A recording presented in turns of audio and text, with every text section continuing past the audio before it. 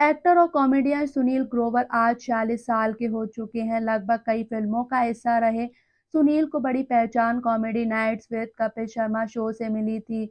हरियाणा में जन्मे सुनील थिएटर की पढ़ाई कर किस्मत आजमाने मुंबई आ गए। शुरुआत में उन्हें लगा कि यहाँ काम आसानी से मिल जाएगा। इसी नासमझी की वजह से उन्हें बहुत स्ट्रगल करना पड़ा। रिजेक्शन की वजह से उन्होंने इंडस्ट्री छोड़ने का प्लान भी बना लिया था। हालांकि जैसे तैसे कड़ी मेहनत के दम पर उन्होंने इंडस्ट्रीज में अपनी जगह बनाई। Comedy nights with Kapil Sharma show से उन्हें बहुत पॉपुलैरिटी मिली। शो से ज़्यादा वो कपिल के संग अपनी लड़ाई की वजह से चर्चा में रहे। उनका कहना था कि कपिल शो के बाकी लोगों से जानवरों जैसा बर्ताव करते हैं। कपिल ने एक पोस्ट के जरिए उनसे माफ़ी भी मांगी थी। सुनील ग्रोवर का जन्म 3 अगस्त 1977 को हरियाणा के मंडी शहर में हुआ था। उनके पिता स्टेट बैंक ऑफ इंडिया में मैनेजर थे। सुनील की स्कूलिंग हरियाणा के शिक्षा आर्य विद्या मंदिर से हुई। एक्टिंग में रुझान होने की वजह से सुनील ने पंजाब यूनिवर्सिटी चंडीगढ़ से थिएटर में मास्टर की डिग्री ली। जब सुनील कॉलेज में थे तभी एक नाटक के दौरान फेमस कॉमेडियन जसपाल भट्टी की नज़र उन पर पड़ी। वो उनके कॉमिक टाइम और फेस एक्सप्रेशंस के मुरीद हो गए। उन्होंने सुनील को अपने शो फुल टेंशन में काम करने का मौका दिया। कॉलेज की पढ़ाई पूरी कर सुनील करियर बनाने की उम्मीद में मुंबई आ गए थे, जहां उन्हें घर चलाने के लिए काफ़ी संघर्ष करना पड़ा। इन दिनों के बारे में उन्होंने एक इंटरव्यू में बताया था, मुंबई एक खूबसूरत शहर है। जब मैं यहाँ आया तो मुझे लगा कि यहाँ पर जल्द ही काम मिल जाएगा। शुरुआत में मैंने सिर्फ मस्ती की, जानबूझ कर मैंने किसी बड़े प्रोजेक्ट्स के लिए मेहनत नहीं की। छोटे-मोटे काम से 500 रुपए तक की कमाई हो जाती थी। 1 साल तक मैंने सिर्फ मौज-मस्ती की, जिस वजह से 1 साल बाद मेरी सारी सेविंग्स खत्म हो गई। शुरुआत में मैं अच्छी जगह रहता था, लेकिन पैसे खत्म हो जाने के बाद मुझे गोरेगांव की एक सस्ती सोसाइटी में एक छोटे से फ्लैट में रहना पड़ा। यहाँ पहुंचकर मुझे आटे दाल का भाव पता चला। इस बात का भी एहसास हुआ कि इस शहर में मुझ जैसे काफ़ी स्टर्लिंग एक्टर्स हैं, जो अपने शहर में हीरो थे लेकिन यहाँ काम के लिए दर-दर भटक रहे हैं। इस वक्त पापा ने मेरा बहुत साथ दिया। इस बुरे वक्त में वो मुझे हमेशा मोटिवेट करते रहे। एक ऐसा वक्त आया था कि रिजेक्शन की वजह से मैंने मुंबई छोड़ने का प्लान बना लिया था, लेकिन उन्होंने ऐसा करने से खुद को रोका। कुछ दिन तक शो में काम किया, फिर अचानक वहाँ से निकाल दिया गया। पापा के समझाने के बाद मैंने अपने सपने के लिए स्ट्रगल करना शुरू किया। इस दौरान बहुत रुकावटें आईं। काफ़ी मशक्कत के बाद एक टीवी शो में काम करने का मौका मिला। इस शो में मैंने सूट का किरदार प्ले किया था, जिसे लोगों ने काफ़ी सराहा। कुछ दिनों तक मैंने शूटिंग की, फिर अचानक से टीम की तरफ से शूटिंग के लिए कॉल आना बंद हो गया। मैंने टीम को कॉल किया, फिर उधर से जवाब आया कि मुझे शो से निकाल दिया गया है। सुनील ने अपने पहले मैनेजर ब्रेक के बारे में बताया था कि उन्होंने दिल्ली में एक रेडियो शो में काम किया था जो बहुत वायरल हो गया था। इस वजह से शो के मेकर्स ने उसे पूरे देश में दिखाने का प्लान किया था। इस शो की पॉपुलैरिटी की वजह से उन्हें रेडियो, टीवी और फिल्म के ऑफर मिलने लगे। फिर गुत्थी का किरदार मिला और चीजें बेहद बेहतर हो गईं। गुत्थी के किरदार से सुनील ने सबको खूब हँसाया था। ये किरदार फ़िक्शनल नहीं बल्कि उनके कॉलेज की एक लड़की से इंस्पायर था। क्लासमेट से इंस्पायर होकर सुनील ने गुत्थी के किरदार को जिया और सफलता की सीढ़ियाँ चढ़ते गए। सुनील के मुताबिक वह कहीं भी परफ़ॉर्म करने से पहले अपने सारे जोक बीबी आरती को सुनाते थे। अगर वह हँस पड़ती तो सुनील उन जोक्स पर परफ़ॉर्म करते थे, और अगर वो नहीं हँसी तो समझ लेते थे कि जोक ऑडियंस के सामने नहीं चलेगा। सुनील की वाइफ आरती पेशे से इंटीरियर डिज़ाइनर है और दोनों का एक बेटा भी है। बहुत कम लोगों को पता है कि कॉमेडी शो में आने से पहले सुनील ने 1998 में रिलीज हुई फिल्म प्यार तो होना ही था में काम किया था। ये पहला मौका था जब उन्हें फिल्मी पर्दे पर देखा गया था।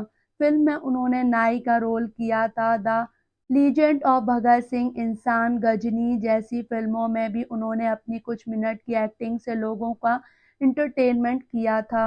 हिंदी फिल्मों के अलावा उन्होंने पंजाबी फिल्मों में भी काम किया था।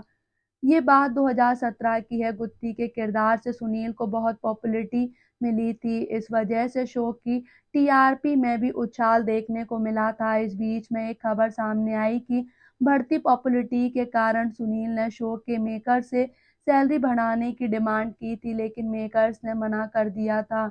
इस वजह से सुनील ने शो छोड़ दिया है। हालांकि इन अफवाहों के बाद मेकर्स या सुनील की तरफ से कोई बयान सामने नहीं आया था। कुछ समय बाद कपिल शर्मा ने टाइम्स ऑफ इंडिया को दिए एक इंटरव्यू में बताया कि मैं इतना कह सकता हूं कि सुनील ने हमारा शो नहीं छोड़ा है। हम सब इस सक्सेसफुल शो के पार्ट हैं। सुनील इस इंडस्ट्रीज में जगह बनाने की कोशिश कर रहे हैं। वो मेरे सीनियर भी हैं। मैं उनके टैलेंट की बहुत रिस्पेक्ट करता हूं। मैं किसी के टैलेंट से इनसिक्योर नहीं होता हूँ, बल्कि कोशिश करता हूँ कि टीम के हर मेंबर स्टेज पर आने का पूरा मौका मिले, जिस वजह से मैं थोड़ा आराम कर सकूँ। शायद आसपास के कुछ लोगों ने उन्हें शो से जाने के लिए उकसाया है। कई रिपोर्टर्स ने दावा किया था कि कपिल ने सुनील की film coffee with D show के दौरान प्रमोट करने से मना कर दिया था। वजह बताई गई थी कि कपिल को सुनील का फिल्मों में काम करना पसंद नहीं आया। इस अफवाह के बाद सुनील की तरफ से एक बयान आया था, जिसमें उन्होंने कहा था, फिल्म प्रमोशन से कपिल का कोई लेना देना नहीं है। हाँ, शो में मेरे फिल्म का प्रमोशन नहीं हुआ, लेकिन कपिल ने प्रमोशन के लिए कभी भी मना नहीं किया था।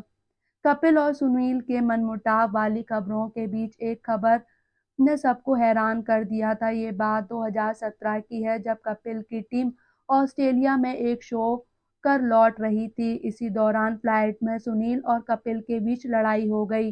दरअसल नशे में धुत कपिल ने सुनील को बुरा भला बोल दिया था। सुनील के साथ उन्होंने बाकी टीम मेंबर्स के साथ भी बदतमीजी की थी।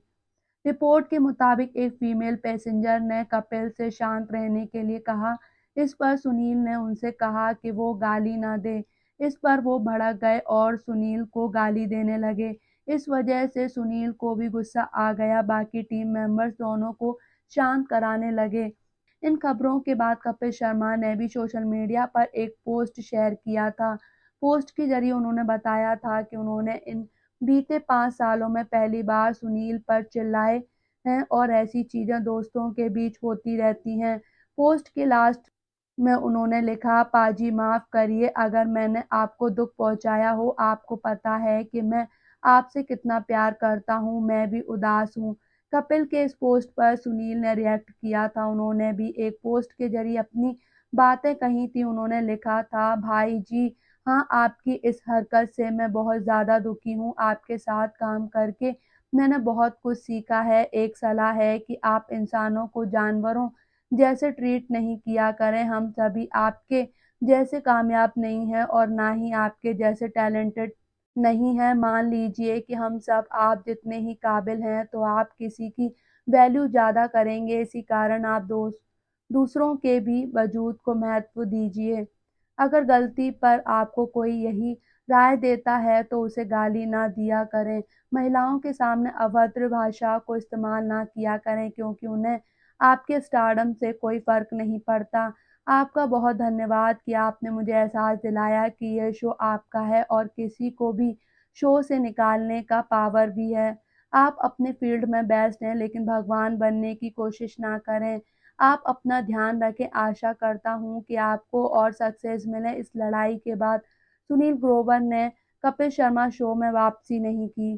सुनील ग्रोवर कुल नेटवर्थ 24 करोड़ रुपए है। वो एक ब्रांड इंडोर्समेंट के लिए 50 से 60 लाख रुपए चार्ज करते हैं। 2013 में उन्होंने 3 करोड़ रुपए में मुंबई में एक घर खरीदा था। उनके पास कई प्रॉपर्टीज भी हैं। उनके पास रेंज रोवर, बीएमडब्ल्यू और ऑडी जैसी लग्जरी गाड़ियां भी हैं।